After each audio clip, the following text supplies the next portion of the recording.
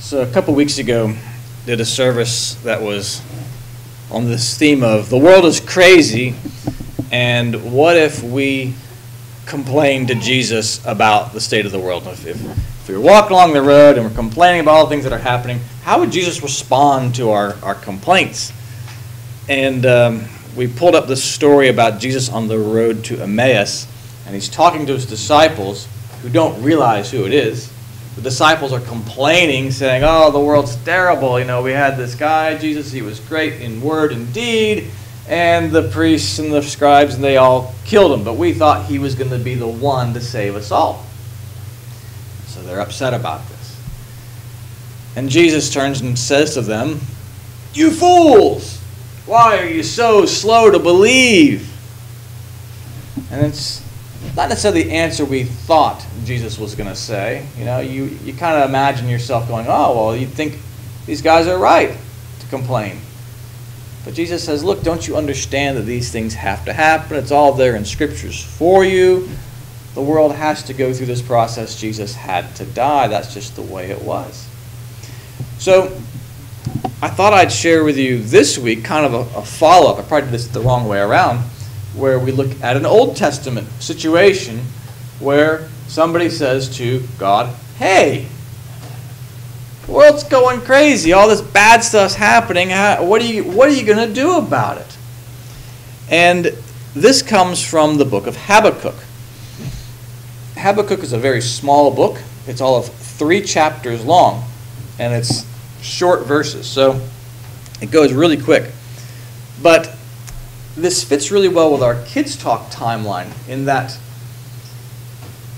King Hezekiah, the Israel kingdom was taken over by the Babylonians at around 722 BC.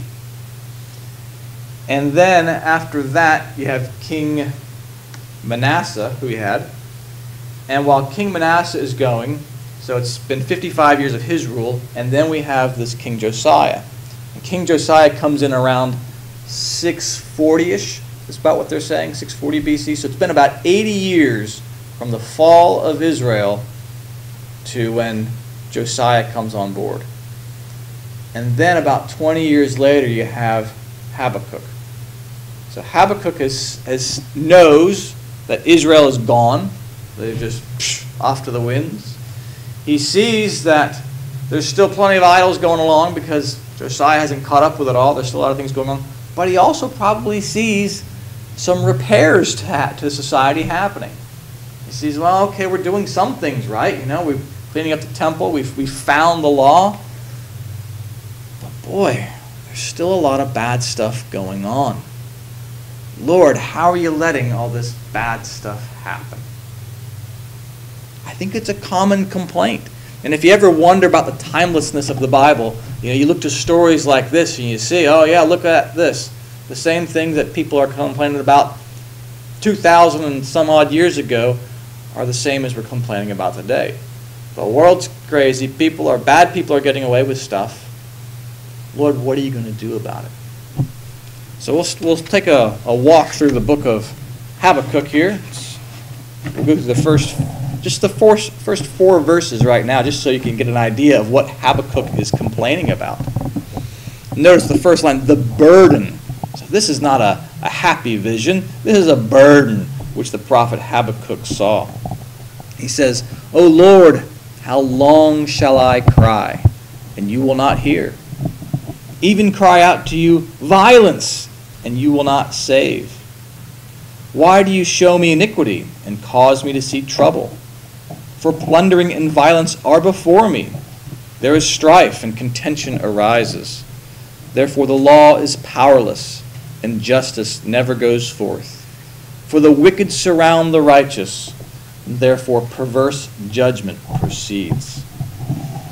So what's he complaining about? Well, he sees violence happening and nothing's being done about it. He sees plundering. He sees that the law is powerless. So you've got, elsewhere in the Scriptures, it talks in the same time period about prophets complaining about judges being bought and bribed, officials being bought and bribed, that people aren't being treated fairly. I mean, it's the same kind of stuff we complain about today, right? You know, how many times do we look in the newspaper and some building developer is colluded with some councilman to get a building project go through? Right? It happens. How many times do we hear of a politician, oh, well, who they corruptly manipulated the system to get this other politician in trouble? You know, it's the same stuff. And Habakkuk saying, Lord, why aren't you doing anything about this? So Jesus says in his encounter, remember, hey, you're foolish to not know that this has to happen. But listen to how God of the Old Testament responds. He says to Habakkuk, verse 5 here, look among the nations and watch. Be utterly astounded. For I will work a work in your days which you would not believe though it were told you. For indeed I am raising up the Chaldeans, a bitter and hasty nation which marches through the breadth of the earth, to possess dwelling places that are not theirs. They are terrible and dreadful. Their judgment and their dignity proceed from themselves. Their horses are also swifter than leopards, more fierce than evening wolves. Their chargers charge ahead. Their cavalry comes from afar. They fly as the eagle that hastens to eat. They all come for violence. Their faces are set like the east wind. They gather captives like the sand. They scoff at kings, and princes are scorned by them. They deride every stronghold, for they heap up earthen mounds and seize it. Then his mind changes, and he transgresses. He commits offense, ascribing this power to his God. Suffice it to say, this probably was not the answer Habakkuk was looking for. Because basically what the Lord says to him is, look out, I'm going to bring in another nation, and they're going to come in here, and they're going to wipe you all out.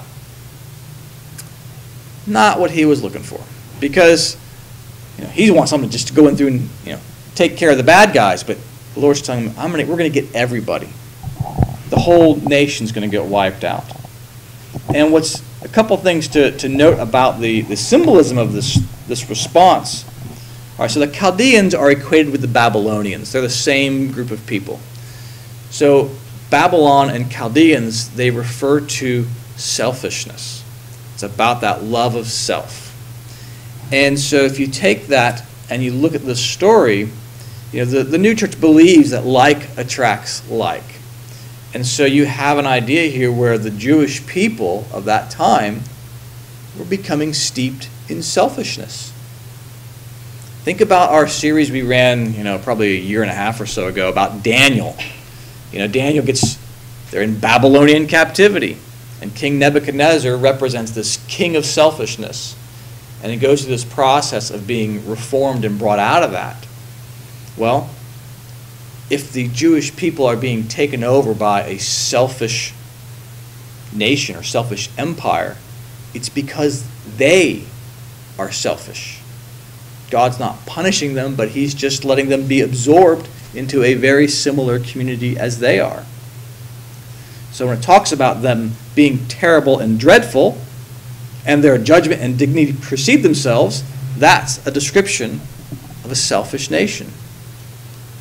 Verse 8, their horses, so that's about understanding. It's about their mind and how their mind operates.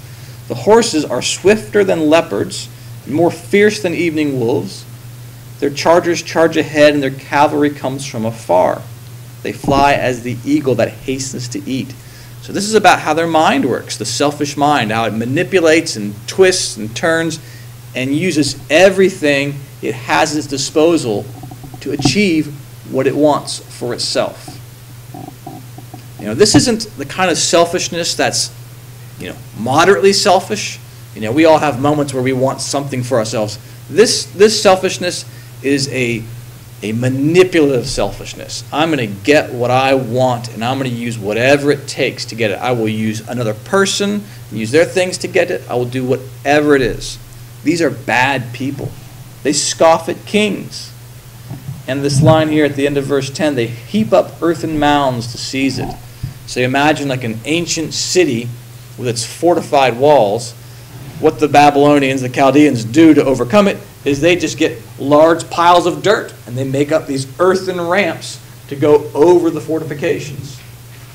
So this is how brutal and terrible it is to be assaulted by the Chaldeans.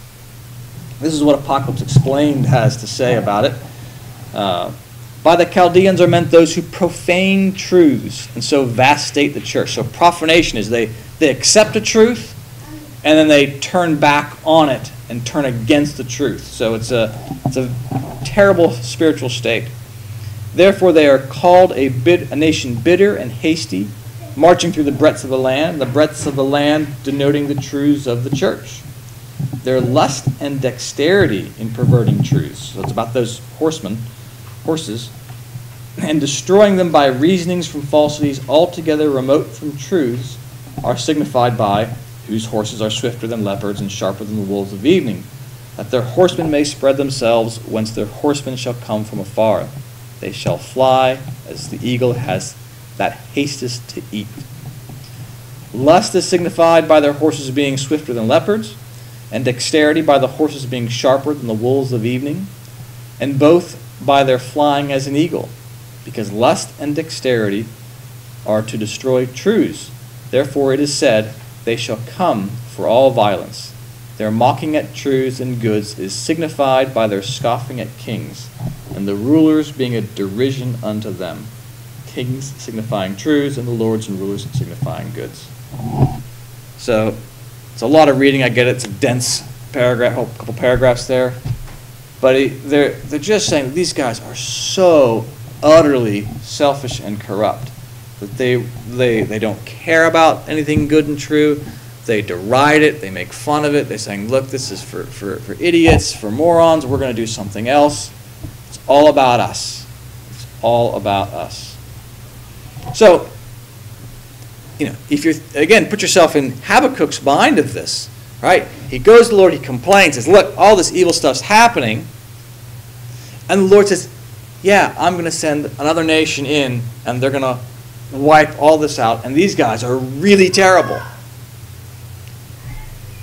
Habakkuk obviously is not expecting that response, and so he responds back basically saying, what? Are you serious? In the next set of verses from Habakkuk chapter 1, it says, are you not from everlasting, O my Lord, my Holy One? We shall not die. O Lord, you have appointed them for judgment. O Rock, you have marked them for correction. You are of purer eyes than to behold, and cannot look on wickedness. Why do you look on those who deal treacherously, and hold your tongue when the wicked devours a person more righteous than he? Why do you make men like fish of the sea, like creeping things that have no ruler over them? They take them all with a hook. They catch them in their net and gather them in their dragnet. Therefore they rejoice and are glad. Therefore they sacrifice to their net, and they burn incense to their dragnet, because by them their share is sumptuous, and their food is plentiful. Shall they therefore empty their net, and continue to slay nations without pity? I will stand my watch, and set myself on the rampart, and watch to see what he will say to me, and what I will answer when I am corrected. Prophetical language can be hard to get on the first pass. But basically he's saying, Lord, are you serious? Yeah, we're bad, but they're even worse. How is it Lord, you told us this was our promised land. You said, oh Lord, my God, my Holy One, we shall not die. You said this is our land. This is our place. You gave this to us. What do you mean you're going to have somebody come in here and do this to us? Why do you look on those who deal treacherously, and hold your tongue when the wicked devours a person more righteous than he? So you look on the treacherousness of us, and you're going to do something about it, but why is it you're holding your tongue when these more wicked people are going to devour them? Lord, what are you doing? And then he goes on, he says, these Babylonians, Chaldeans, they capture people in their net, they scoop them up, and they disperse them, and they control them. Why is it you're doing this? And I like the humility he leaves us with. He says, and what I will answer when I'm corrected. I'll wait to see what you're going to tell me, and I'm looking forward to being corrected on this. because I don't understand what's going on. I don't understand this. And I think Habakkuk lays out some fair questions there. Okay, why are you doing this? And what? That's what you're going to do? This is the kind of stuff we struggle with all the time. And I think what we have to keep in mind from a theological point of view is a couple things. One is that the Lord actually does care about evil people. And he knows that the only way an evil person can become good is by them choosing to become good. And so for evil to be corrected, sometimes people have to see the consequence of evil actions. So when they see that they get into evil and they get all the nastiness out of it, then they can say, oh wait, this is not something I want. I really don't want this. And they can start to turn. So the Lord cares for the evil people. And yes, the good people will suffer sometimes as a result because of the free will involved. But it's not to say that the evil don't get punished in the end. You know, hell is a terrible place, and they get that because they choose it. Habakkuk doesn't have the luxury of seeing this greater timeline. He's like everybody else. He's living in the here and now and going, what is going on? But what Habakkuk doesn't see is that his own people have become like the nation that's about to conquer them. This is what he's failing to grasp, is that all this evil he's describing in Judah really is the same thing as the Babylonians. They've become one and the same, which is why when the Babylonians come there, the Babylonians take all those people and they move them to Babylon because they're the same and they blend in. And there are some that are left behind in Judah, and they're the farmers, they're the ones who are taking care of the land, the people who are, in symbolic language, looking after the church. And they're holding it until a time when some people come back from Babylon, the Reformed come back and start to change things around again, start building it back up. But next week we're going to continue with this Habakkuk story. We'll look at how God responds to Habakkuk's second question and see how Habakkuk responds to that. But I think it's a useful exercise just to kind of take a look and see how God responds to our questions. So first we've had the one where it's, pay attention, he basically says. And the next time, once again, Habakkuk's not getting the answer he's expecting. This is a common theme in scriptures where we ask God for a question and we don't necessarily get the answer we're looking for. I think part of it is sometimes that God has a bit of a sense of humor about things. But in a situation like this, it's not about a sense of humor. It's about, no, these people need to see the consequence of their actions. They need to see what they've actually become.